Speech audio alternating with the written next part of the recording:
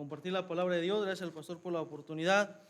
Antes de pasar a la predicación, nada más quiero pedirles que sigan orando por nosotros, hermanos. Seguimos con los planes de comenzar una obra acá por la colonia El Álamo.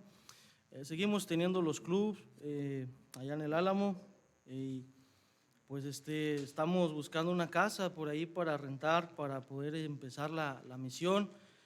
Algunos mamás de los niños, familia de los niños, les hemos hablado de Cristo, algunas han aceptado a Cristo, pero necesitamos un lugar ahí para poder estar allí y comenzar los cultos. Pues nada más les pido que oren por nosotros. El sábado pasado sí lo suspendimos porque se nos hizo que estaba muy frío para el bebé y no queríamos que se enfermara y como quiera se enfermó. Entonces ahorita ya anda un poquito mejor, nada más también oren por el bebé, que siga estando mejor. Algo que les quería comentar, a esa colonia, cuando yo estaba en la otra iglesia, hace como unos 16 años, hermanos, yo tenía 17 años, era un muchacho rebelde. Ahora nomás soy rebelde y ya muchacho ya no. Pero visitamos ese lugar y yo no tenía ni me imaginaba lo que iba a pasar ahora. Hace 3 semanas llegaron unos niños nuevos al club y hace 15 días volvieron a llegar, ahora con su abuelita. Yo no sabía quién era su abuelita. Resulta que su abuelita es la señora con la que hace 16 años en su casa teníamos los clubes bíblicos. Y los niños de enfrente de la plaza, que son los primeros que llegaron al club, son nietos también de esta señora, y aparte los nuevos que llegaron. Entonces, hermano, Dios sabe por qué y Dios sabe el tiempo de hacer las cosas. Entonces, nada más ore para que Dios nos pueda usar en aquel lugar y cuando tengamos la casa, pues empezar con los cultos ahí. Quiero que abra su Biblia en Nehemías capítulo 4.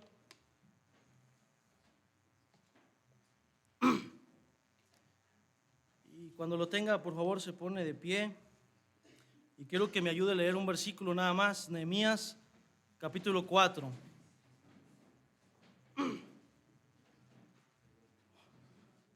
Y vamos a leer el versículo 14. Nehemías 4, 14.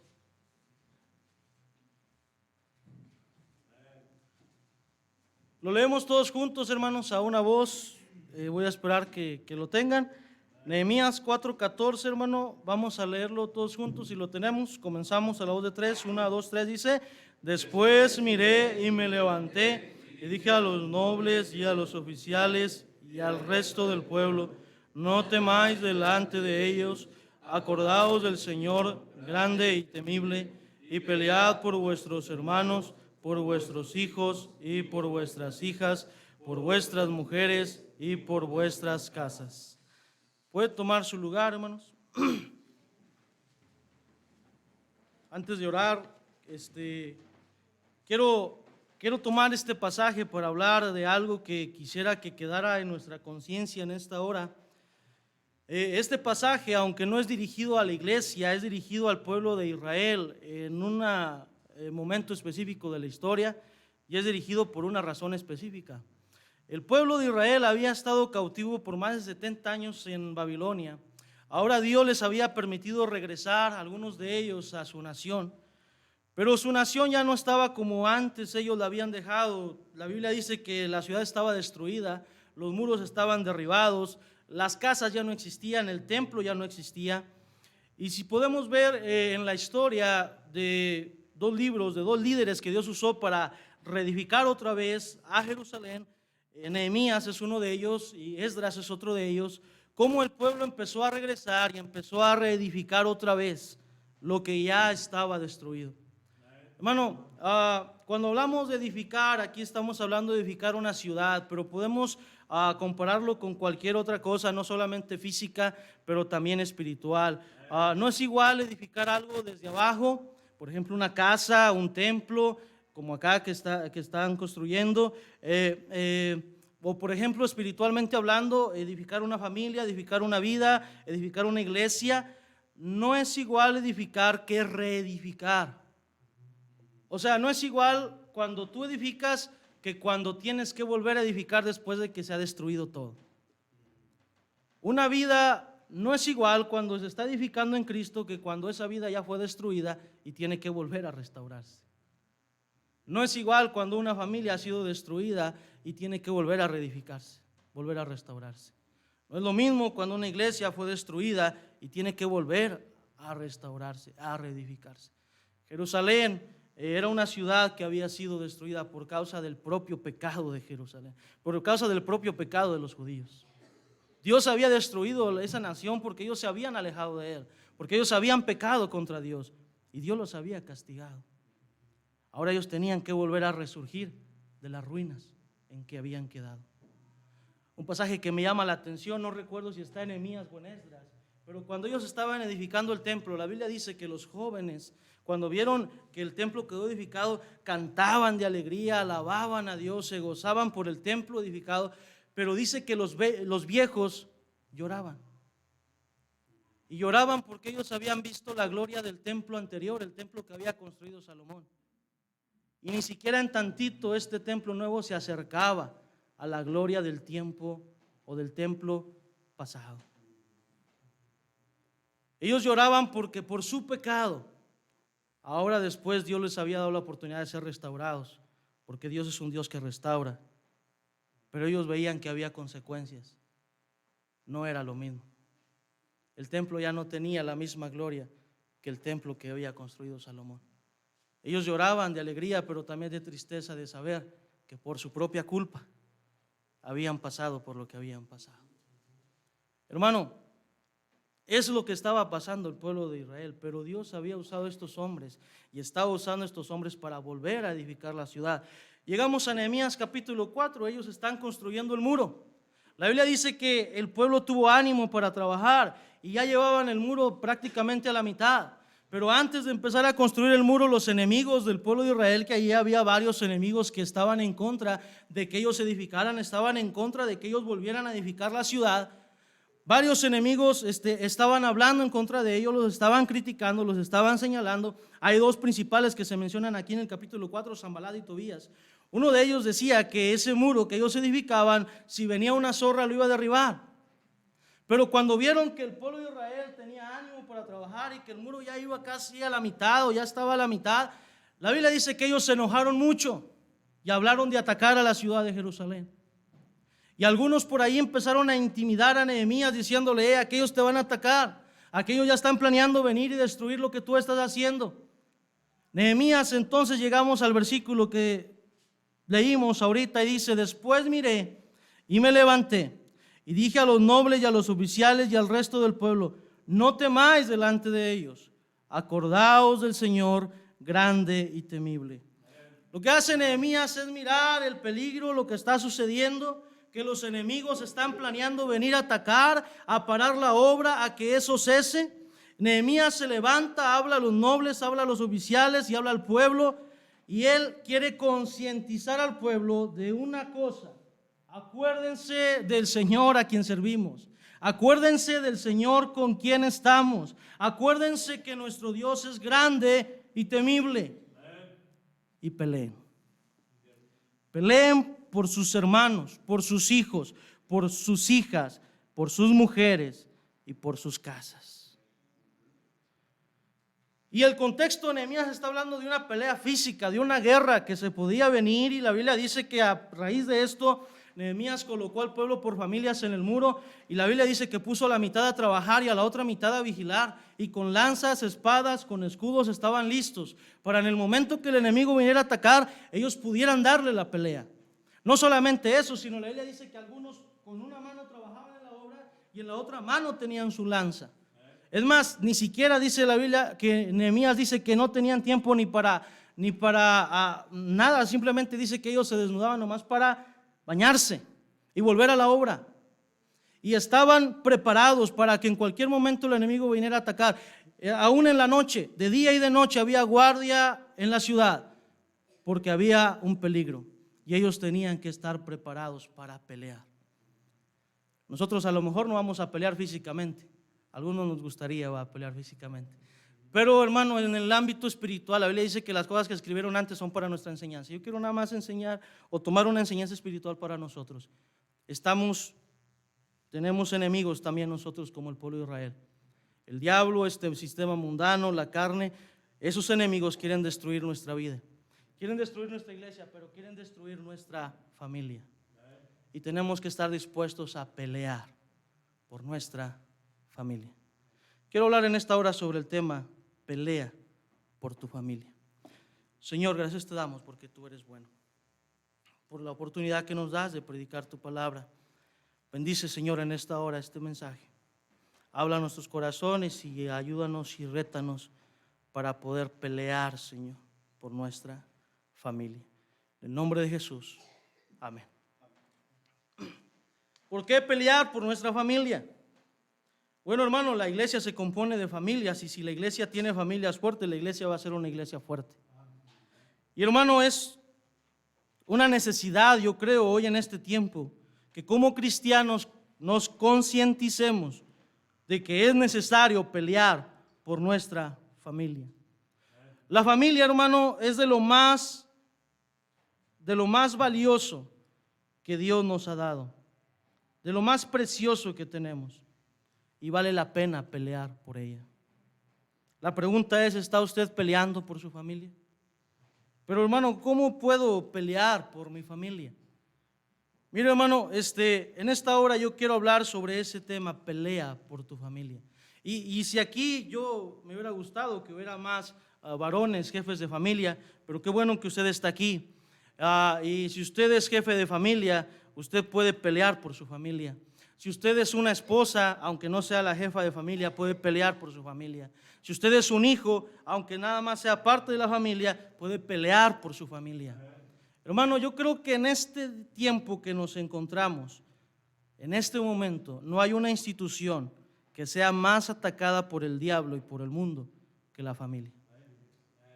La familia es una institución creada por Dios, es más, es la primera institución creada por Dios allá en el jardín del Edén. Pero el diablo a través de la historia ha tratado de destruir la familia. Y hermano, en este tiempo yo creo que no hay otro tiempo más fuerte en que la familia haya sido y esté siendo más atacada. El diablo sabe que si destruye familias va a destruir vidas. El diablo sabe que si destruye familias va a destruir iglesias. El diablo sabe que si destruye familias puede acabar con mucho en nuestra propia vida. Hermano, y es necesario que como cristianos nos concienticemos que hay una necesidad prioritaria de pelear por nuestra familia. Pero ¿cómo pelear por nuestra familia? Bueno, en primer lugar, para pelear por nuestras familias debemos mirar el peligro en el que estamos. La Biblia dice en el texto que leímos, después miré, la primera frase, después miré. Nehemías, hermanos, se dio cuenta de lo que estaba aconteciendo. Él se dio cuenta del peligro por el que estaban pasando. Mire, quiero que vea ahí mismo Nehemías capítulo 4, versículo 7, dice: pero aconteció que oyendo Sanballat y Tobías y los árabes, los amonitas y los de Asdod, que los muros de Jerusalén eran reparados, porque ya los portillos comenzaban a ser cerrados, se encolerizaron mucho y conspiraron todos a una para venir a atacar a Jerusalén y hacerle daño. Versículo 12, pero sucedió que cuando venían los judíos que habitaban entre ellos, nos decían hasta 10 veces, de todos los lugares de donde volvieres, ellos caerán sobre vosotros. Entonces por las partes bajas del lugar, detrás del muro y en los sitios abiertos, puse al pueblo por familias, con sus espadas, con sus lanzas y con sus arcos. Hermano, Nehemías se dio cuenta del peligro en el que sus familias, sus hijos, sus hijas, sus mujeres, sus hermanos se encontraban. Nehemías se dio cuenta, hermano, que había necesidad de estar preparados para pelear. Y hermano, en esta hora, en este momento, como iglesia debemos de darnos cuenta que tenemos que estar preparados para pelear. Filipenses capítulo 2, versículo 15, quiero que me acompañen por favor ahí. Filipenses capítulo 2, versículo 15, escuche lo que la palabra de Dios dice: para que seáis irreprensibles y sencillos, hijos de Dios sin mancha, en medio de una generación maligna y perversa, en medio de la cual resplandecéis como luminares en el mundo. Hermano, el Señor nos ordena a través de Pablo en esta carta a los filipenses que podamos ser o que podamos resplandecer como luminares en medio de una generación maligna y y perversa. Es una generación que describe muy bien la generación en la que nos encontramos. Hermanos, Satanás y el mundo tienen sus armas para destruir a las familias. Una de las armas más poderosas de Satanás y de este sistema mundano en este tiempo para destruir la familia es la diabólica ideología de género. ¿Qué es la ideología de género? Estuve consultando por ahí. Los que creen en la ideología de género tratan de negar que existe una ideología de género. Dicen, la ideología de género no existe. Los enemigos de la ideología de género son los que se generan en la cabeza eso de la ideología de género. Pero no es cierto, hermano, la ideología de género existe y es tan diabólica como el mismo diablo.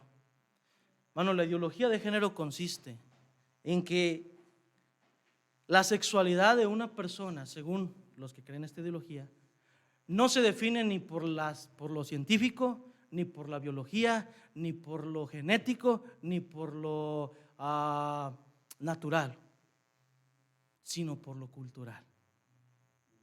La ideología de género dice, la sexualidad de una persona no se puede definir ni por lo científico, ni por lo genético, ni por lo biológico, ni por lo natural, sino que la cultura y el entorno social de cada persona define su sexualidad.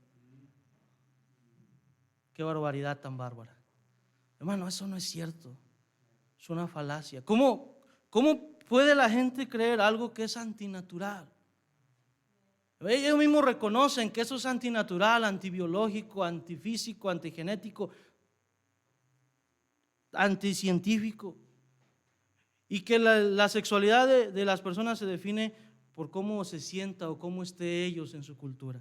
De tal manera que una persona, si nace hombre, pero su cultura y su entorno social lo lleva a sentirse mujer, entonces él puede autonombrarse como una mujer y tiene que ser reconocido según la ideología de género como tal. Eso es la ideología de género. Es según cómo se autoperciba uno. O sea, que si usted se autopercibe perro, puede ser perro. Se autopercibe gato, puede ser vaca, lo que usted quiera. Bueno, no nos interesa lo que esos trastornados mentales crean que son. Pero el problema es que estos, no digo maldiciones, pero ya iba a decir una. Estas personas quieran que nosotros aceptemos lo que ellos autoperciben como ellos. No solamente eso, que quieran que les financiemos sus operaciones para convertirse en eso que ellos se autoperciben ser. Eso es lo que estamos en contra. Y que quieran enseñar a nuestros niños en las escuelas que ellos también pueden autopercibirse como ellos quieran. Hermano, y la ideología de género está atacando algo muy sagrado que es la familia. Y tenemos que tener cuidado. Aunque nosotros no estamos en el mundo, como sociedad estamos expuestos a esto. Nuestros hijos están expuestos a esto. Nuestras hijas están expuestos a esto. Nosotros mismos estamos expuestos a esto.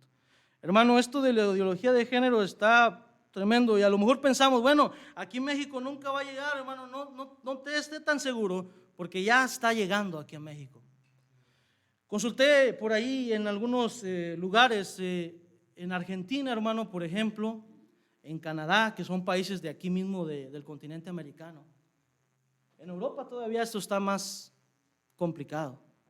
En Francia ya casi no hay familias convencionales, solamente las de los musulmanes, porque las familias europeas ya son familias puras mezclas ahí de tantos géneros. Según la ONU, la Organización de las Naciones Unidas, hay 112 géneros. La Biblia dice que solo hay 2, hombre y mujer.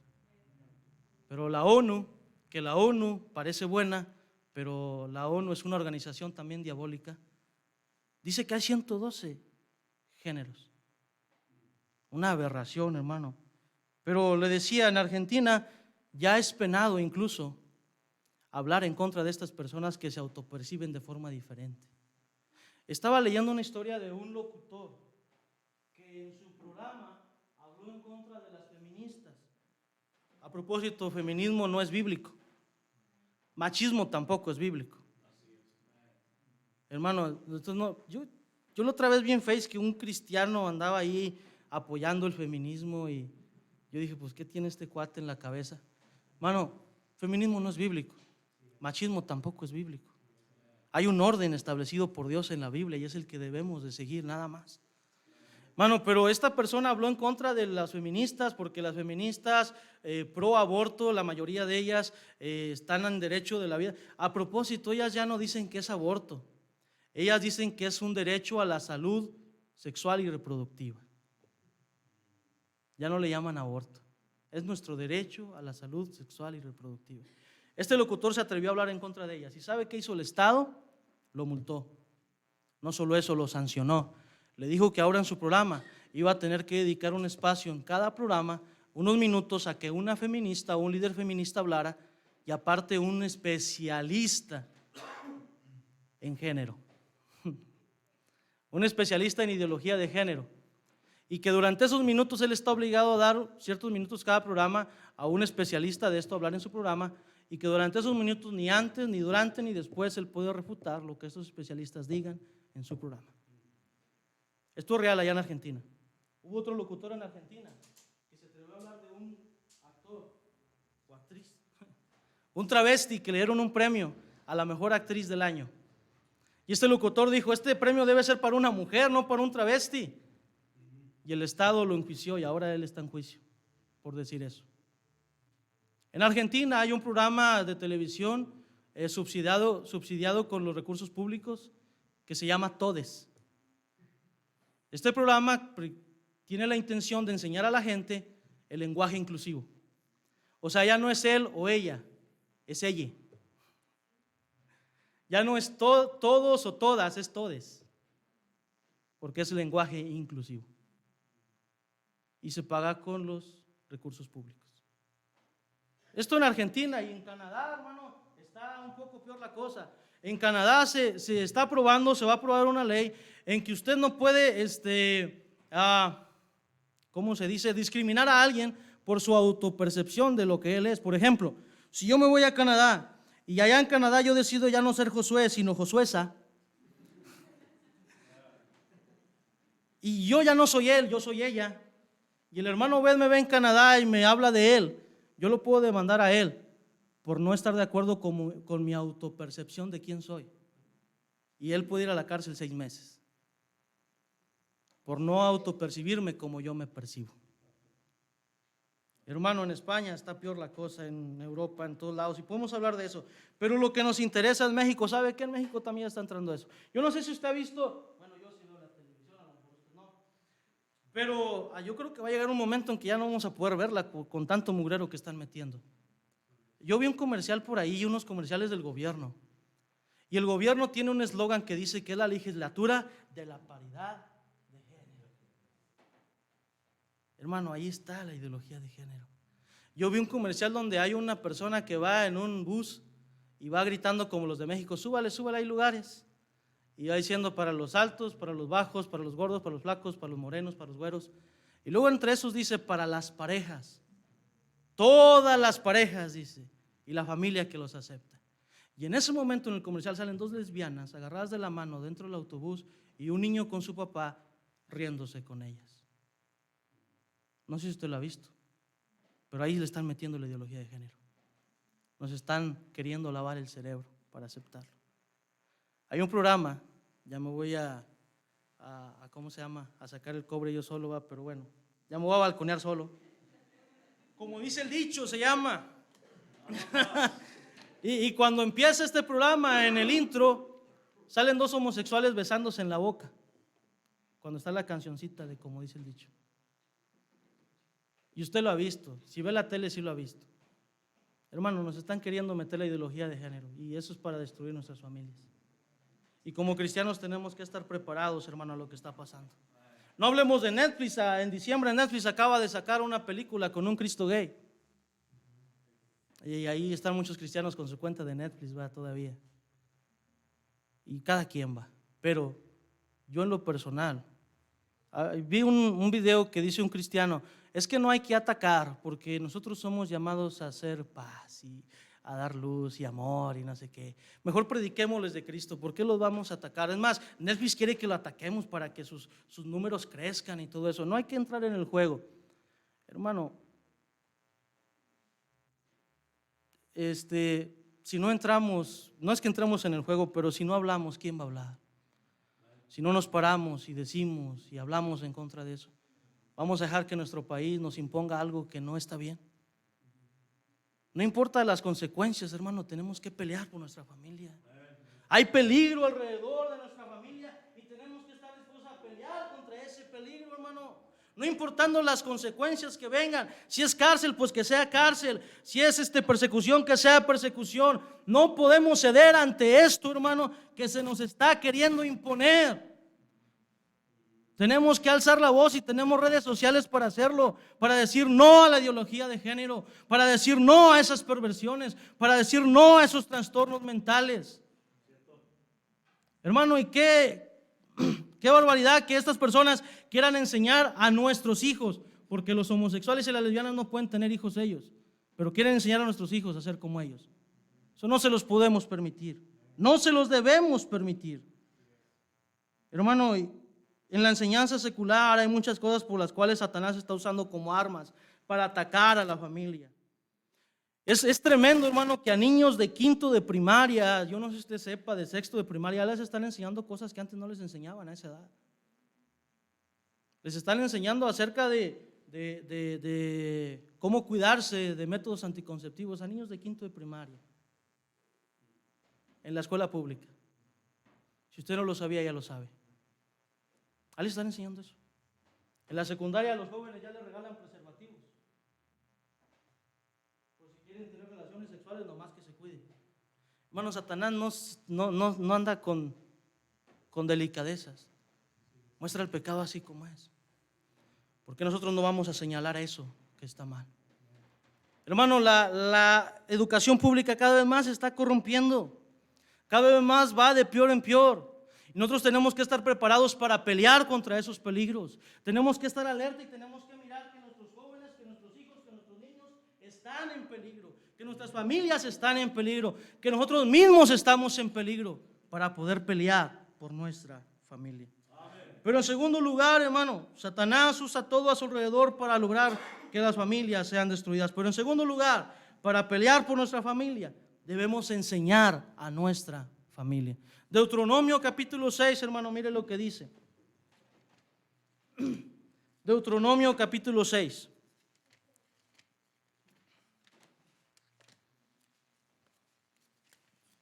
Creo que ya me robaron Deuteronomio, aquí está. Deuteronomio capítulo 6, versículos 6 al 9 dice: y estas palabras que yo te mando hoy estarán sobre tu corazón, y las repetirás a tus hijos y hablarás de ellas estando en tu casa, andando por el camino y al acostarte y cuando te levantes. Y las atarás como una señal en tu mano y estarán como frontales entre tus ojos, y las escribirás en los postes de tu casa y en tus puertas. Hermano, para pelear por nuestra familia tenemos que enseñar a nuestra familia. ¿Qué tenemos que enseñar? La palabra de Dios. Bueno, no hay otra cosa que nos pueda librar del peligro y que nos pueda mantener firmes contra las acechanzas del diablo y de este sistema mundano que cada vez son más potentes, que enseñar la palabra de Dios, que aprender la palabra de Dios. Hermano, Dios había ordenado al pueblo de Israel que ellos tenían que enseñar a sus hijos esas palabras.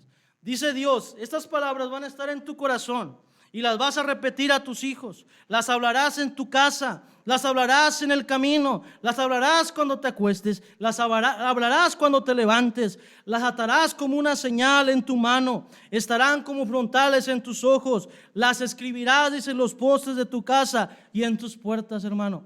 Lo que está diciendo la Biblia es que tenemos que saturar a nuestra familia con la palabra de Dios. Tenemos que saturar a nuestros hijos con la palabra de Dios. Tenemos que saturar a nuestras esposas con la palabra de Dios. Hermano, la pregunta es: ¿de quién es responsabilidad de enseñar a los hijos? ¿De quién es, hermano? De los padres.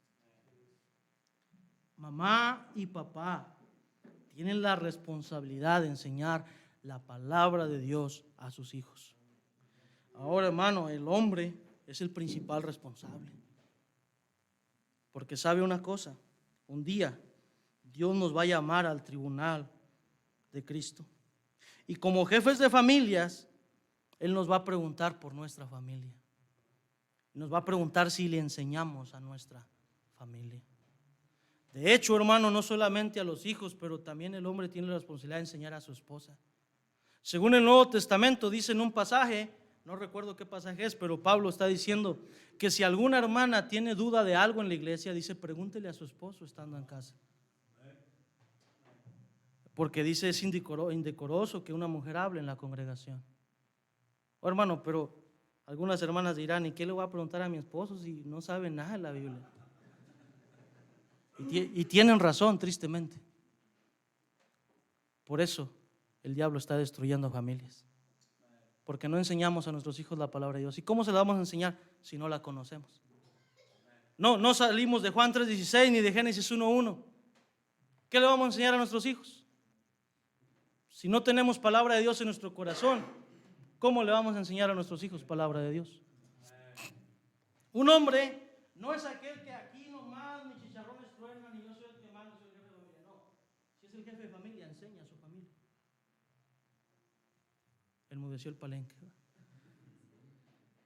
¿Cómo nos podemos llamar hombres si no somos capaces de enseñar la palabra de Dios a nuestra familia? Hermano, es nuestra responsabilidad como hombres, como jefes del hogar. Hermana, y si el hombre que usted tiene al lado no toma esa responsabilidad, o a lo mejor su esposo no está aquí en la iglesia, entonces usted enseña a su familia la palabra de Dios.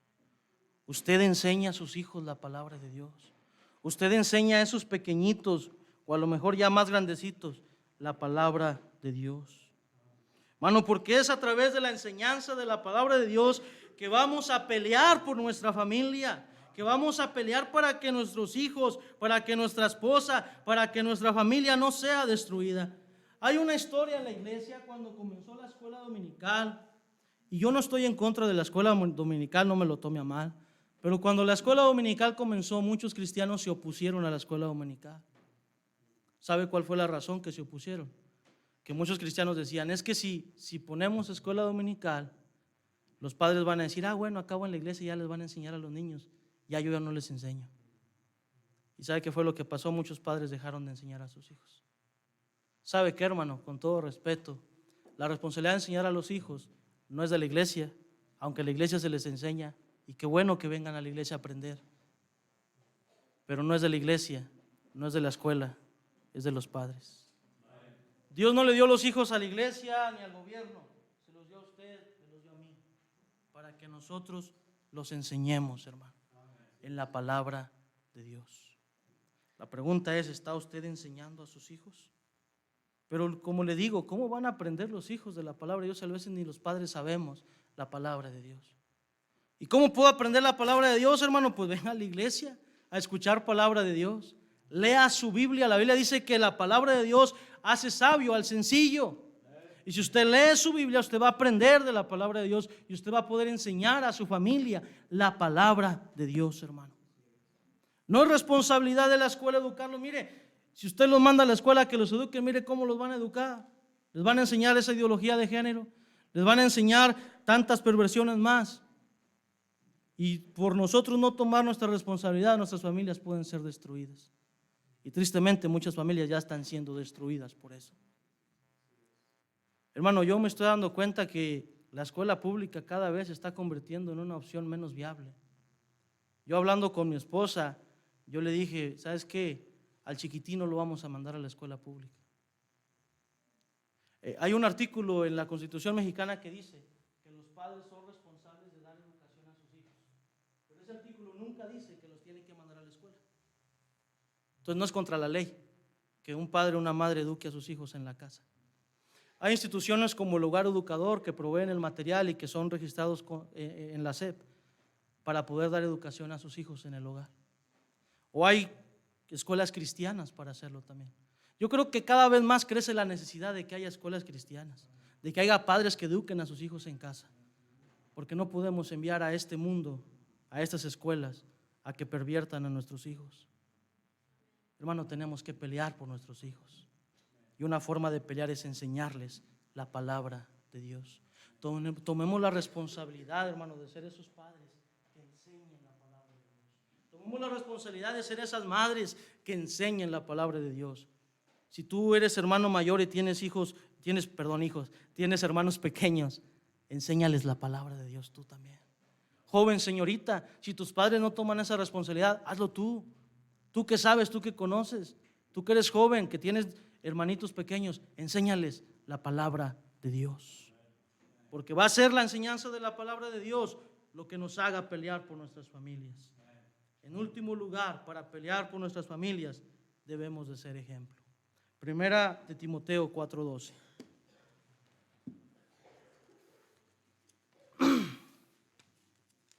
Primera de Timoteo 4:12.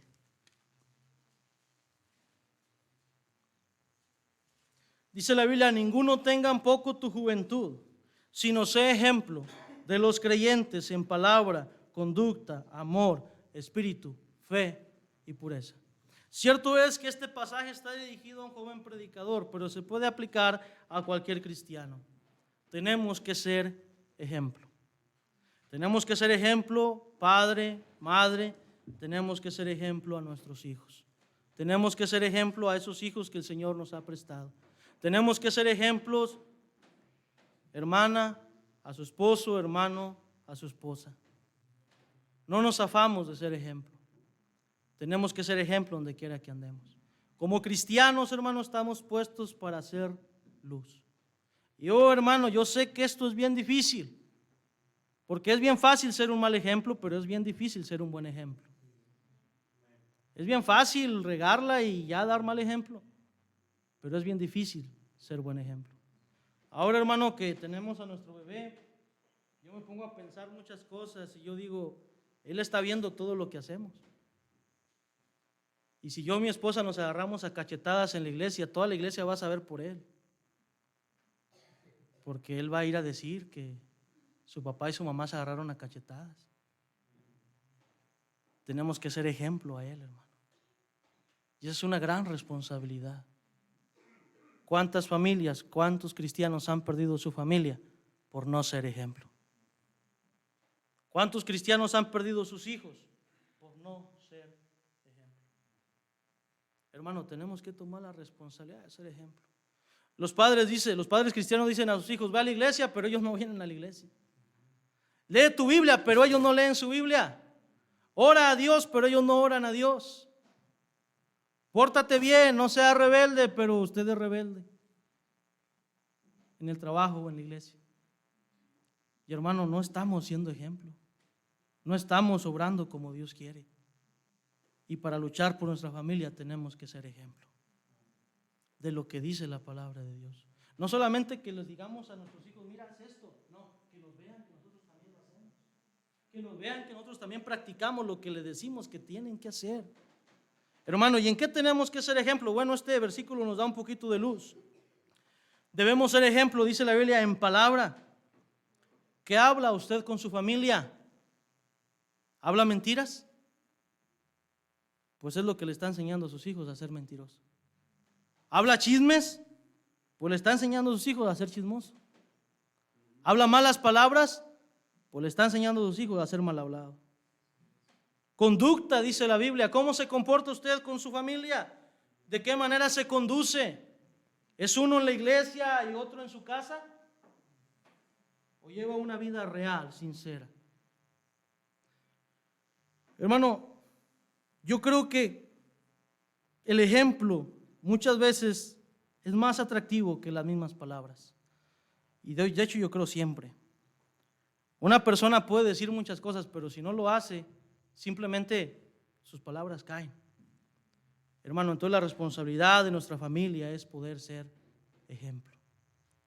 Yo doy gracias a Dios por los padres que Él me dio.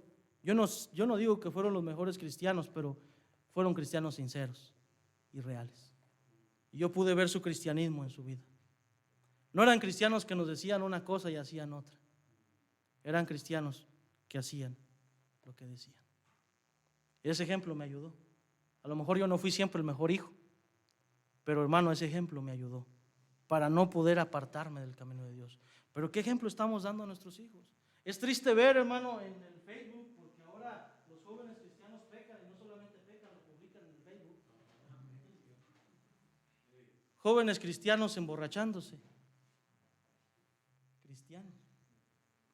Y luego nos damos cuenta que tienen un padre cristiano que también se emborracha.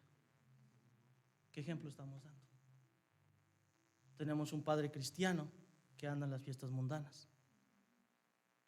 Muchachitas cristianas vistiéndose mal porque tienen una madre cristiana que se viste mal. Que es una en la iglesia pero otra en la casa. Hace algún tiempo atrás yo platicando con un joven, a veces hermanos los jóvenes están tristes, a veces los jóvenes no tienen ganas de venir a la iglesia ni de seguir en el camino de Dios, se les ve en su semblante. Y hermano, yo platicando con un joven, él decía que él no quería estar en la iglesia, le decía, ¿por qué? Dice, por mis papás. Mis papás son bien hipócritas, así me dijo, bien hipócritas. En la iglesia son unos, pero en la casa son otros. Y yo no quiero ser igual que ellos, me dijo este joven. A mí no me gusta la iglesia, yo quiero andar en el mundo, pero yo no quiero andar aquí y allá, dijo, yo me voy a ir al mundo, me dijo así. Porque él no quería ser hipócrita como sus padres. ¿Qué ejemplo estamos dando, hermano? Amor, ejemplo de amor, también dice ser ejemplo en amor. ¿Cómo trata usted a su familia? Hay esposos que tratan con la punta del pie a su esposa. Hay esposas que tratan mal a su esposo. Sí, ya está todo chipoteado los sartenazos que le da. ¿Cómo trata usted a su esposo? ¿Lo trata con amor? ¿Cómo trata usted a su esposa? ¿La trata con amor? ¿Cómo trata a sus hijos? ¿Los trata con amor? Es que son bien desobedientes y hay que disciplinarlos. Sí, hermano, pero no confunda la violencia con la disciplina. Dice la Biblia que somos ejemplos en amor. En espíritu, la palabra espíritu aquí habla del ánimo. ¿Qué ánimo tiene usted con su familia? ¿Siempre está enojado? ¿Siempre está amargado? Hay esposas que les habla al esposo, ¿y qué quieres? Y hay esposos también que les habla a la esposa y enojados. Llegan del trabajo y enojados. ¿Qué espíritu tiene usted con su familia, hermano? ¿Qué espíritu tenemos con nuestra familia?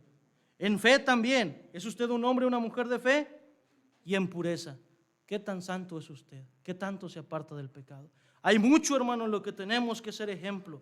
Y el ejemplo nos va a ayudar para pelear por nuestras familias. Hermano, tenemos que pelear por nuestras familias. Tenemos que luchar por nuestras familias. Hoy es un tiempo, hermano, en que la familia está siendo cada vez más atacada. Y es tiempo que los cristianos se paren y peleen por sus familias. Hay cristianos, hermano, con familias destruidas. Hay cristianos que sus familias ya fueron destruidas porque no enseñaron, porque no fueron ejemplo. Pero déjeme leer una cosa. Nehemías nos enseña que Dios es un Dios que restaura, que Dios es un Dios que reedifica. Y Dios puede restaurar esas familias que han sido destruidas. A lo mejor su familia, hay por ahí algún hijo rebelde que anda mal. Pero hermano, Dios puede restaurar a ese hijo rebelde, porque Dios es un Dios que restaura. Aún, hermano, aunque haya sido nuestra culpa, Dios puede ayudarnos a restaurar a ese hijo, a esa hija. Pero hermano, a veces vamos a tener que llorar como los ancianos de Israel, porque pudo haber sido diferente y por nuestra culpa no fue diferente. Yo entiendo también que hay cristianos que sí enseñaron a su familia, que sí fueron ejemplo a su familia y aún así los hijos se descarriaron. Cada quien tiene voluntad propia y no podemos hacerlos a fuerza que entren al redil. Pero mientras que ese hijo, esa hija siga viva, hay esperanza de que Dios le restaure. No se canse de orar, hermano, por ese hijo. No se canse de orar por esa hija. No se canse de luchar por su familia. No se canse de luchar por esos pequeños. Joven, señorita, si tú vives en una casa donde tus padres no son ejemplo, tú sé ejemplo para tus padres. Tú sé ejemplo para otros jóvenes. Tú sé ejemplo para tus hermanos. Si tus padres no son ejemplo, Timoteo era un joven y Dios le dice, y Pablo le dice, es ejemplo. Si tus padres no son ejemplo, no es excusa para que te vayas al mundo. Tú sé ejemplo. Hermano, tenemos que pelear por nuestra familia y tenemos que pelear todos, padre, madre e hijos. Hermano, levantémonos y peleemos ardientemente por nuestras familias. Hay familias fuertes, que bueno, sigamos peleando por nuestras familias. Señores, te amo porque tú eres bueno.